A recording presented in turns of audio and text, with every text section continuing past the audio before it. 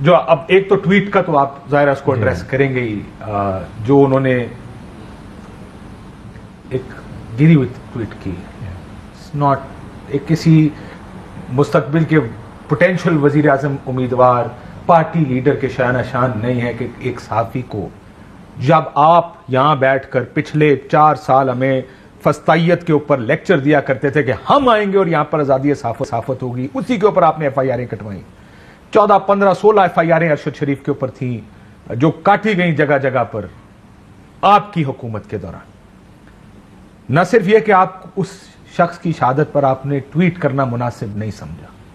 کیونکہ آپ کا مخالف ہے، کیونکہ وہ سوچتے ہیں کہ یہ ہمارے اور مخالف کی جنگ ہے، جو ہمارا ہے وہ جو مخالف ہے وہ مخالف تو پھر دشمن ہوتا۔ صرف یہ نہیں کہ انہوں نے اس کے حق میں ٹویٹ نہیں کی، پہلا موقع لگا اور اس طرح کی ٹویٹ انہوں نے۔ How do you explain this? Kashif, اس کی صرف ایک ہی ایکسپلینیشن ہے۔ اگر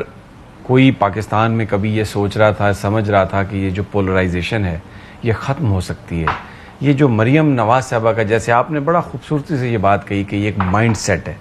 تو یہ بنیادی طور پر آپ کو بتاتا ہے کہ اس وقت ہماری سوسائٹی کہاں چلی گئی ہے۔ اس وقت جو ہمارا سب سے بڑا پرابلم ہے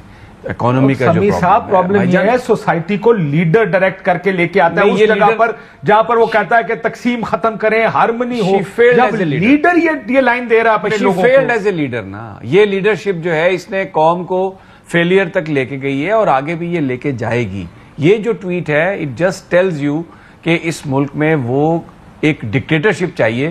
کوئی بات سننے کے لیے تیار نہیں ہے، کسی سے بات کرنے کے لیے تیار نہیں ہے، صرف ان کو اپنی حکمرانی چاہیے، اس کے علاوہ اور کچھ نہیں چاہیے۔ تو میں اس ٹویٹ کو بنیاد بنا کے میں تو یہ سمجھتا ہوں کہ آنے والے دنوں میں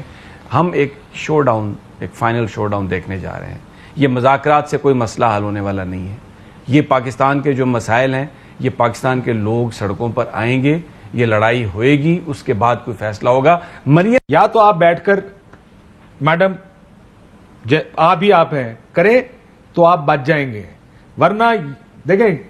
مجھے تکلیف اس بات کی ہے کہ جیسے شہزاد نے پوائنٹ آؤٹ کیا، تکلیف اس بات کی ہے کہ he died, you don't even realise this, the guy was killed, it's not a heart attack, it's not like کوئی natural cause of death, brutally murdered in Kenya, اور آپ کو اس بات کا احساس ہی نہیں ہے کہ اس کو مرڈر کیا۔ میں کلڈ کا لفظ بھی نہیں استعمال کروں گی، اس کے پیچھے پڑھ کے ایک جگہ سے بھگا کے دوسرے کا بھگا کے تیسرے کا بھگا کے فائنلی they got him، تو یہ ہنٹ کیا گیا، یہ مارا بھی نہیں ہے۔ ایک بات بڑی امپورٹنٹ ہے جو آج D G I S P R نے بھی کی، اور ہم میں سے مجھے نہیں لگتا ٹویٹر پہ یا کسی نے اپنے شو پہ جو ذمہ دار شخص ہے اس نے کوئی ایسی الزام تراشی کی کسی نے نہیں، اور کرنی بھی نہیں چاہیے جب تک آپ کو نہیں پتا تو کیا موٹیو تھا، مقصد کیا تھا، کس نے یہ حکم دیا، یہ ہمیں نہیں پتا۔ بٹ ایک بات پہ سب کا اتفاق ہے کاشف، یہاں پر بھی اور کینیا میں بھی،